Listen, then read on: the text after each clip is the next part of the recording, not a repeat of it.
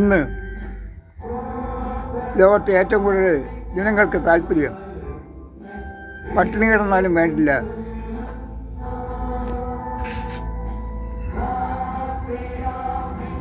മതപരിവർത്തനം നടത്തണം, താൻ വിശ്വസിക്കുന്ന മതത്തിലേക്ക് മറ്റുള്ളവരെ നിർബന്ധിച്ച് പിടിച്ചുകൊണ്ടിടുക.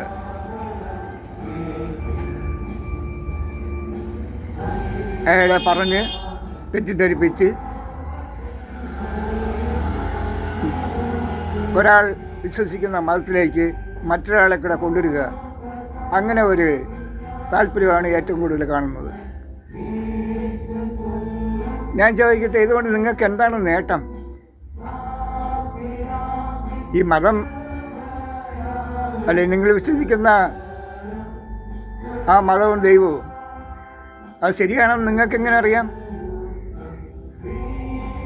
ഓരോരുത്തർ മതം സ്ഥാപിച്ചവർ ഒന്നും രണ്ടുമല്ല, ആയിരക്കണക്കിന് മതങ്ങൾ,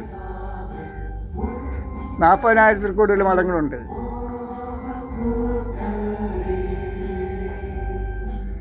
ലക്ഷക്കണക്കിന് വർഷങ്ങൾക്ക് മുമ്പ് വേറെ അനേകം മതങ്ങളും ദൈവങ്ങളും ഉണ്ടായിരുന്നു. അതെല്ലാം കാലപ്പഴക്കം കൊണ്ട് നഷ്ടപ്പെട്ടു പോയി.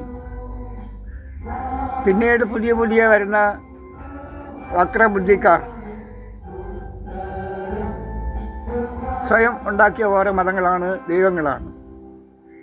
അതിനെ ലോകത്തുള്ള എല്ലാ മനുഷ്യരും എൻ്റെ മതത്തിൽ വരണം എന്ന് ചിന്തിക്കത്തക്ക വിധത്തിൽ ഈ കാലഘട്ടത്തിലെ മനുഷ്യൻ എങ്ങനെ ചിന്തിക്കുന്നു, അതിനോട് എങ്ങനെ അനുകൂലിക്കുന്നു?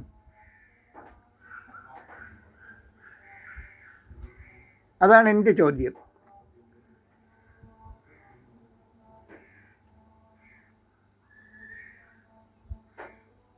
ഇത് സത്യം ആരും കണ്ടിട്ടില്ല, ആർക്കും ഇതിൻ്റെ സത്യം അറിയത്തുമില്ല.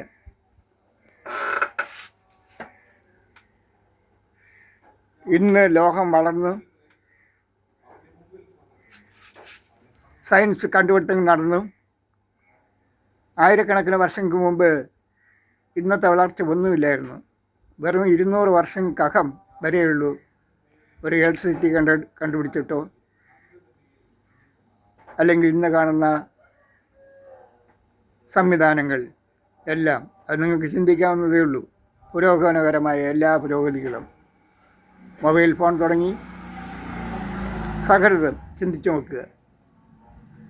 ആഹാരം ശരിക്ക് പാചകം ചെയ്ത് കഴിക്കുന്ന സംവിധാനം വരെ വളരെ അടുത്ത കാലത്താണ് ഉണ്ടായത്. 1000 വർഷം 2000 വർഷങ്ങൾക്ക് മുമ്പൊക്കെ ആഹാരം മാംസമൊക്കെ ചുട്ടാണ് തിന്നിരുന്നത്. മീൻ പിടിച്ച് ചുട്ട് തിന്നിരുന്ന തെളിവുകളുണ്ട്. അവർക്ക് പാചകം അറിയില്ല. ഇവിടെ വന്ന് സൗഹൃദത്തിലേക്ക് കൊണ്ടുപോകാൻ താല്പര്യം കാണിച്ച മതസ്ഥാപകരാരും മരുന്നിനെക്കുറിച്ചോ മനുഷ്യൻ്റെ ജീവൻ നിലനിർത്തുന്നതിനെക്കുറിച്ചോ ഒന്നും പഠിപ്പിച്ചിട്ടില്ല. ചിന്തിച്ചു നോക്കൂ.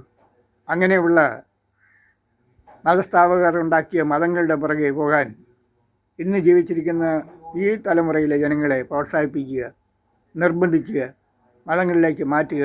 ഇതുകൊണ്ട് നിങ്ങൾ എന്താ ഉദ്ദേശിക്കുന്നത്? നിങ്ങൾക്കൊന്നും നേടാനില്ല. നിങ്ങൾ അപകടത്തിലേക്ക് പോയിക്കൊണ്ടിരിക്കും. നിങ്ങളുടെ തലമുറകൾ വംശനാശം സംഭവിച്ചേക്കാം.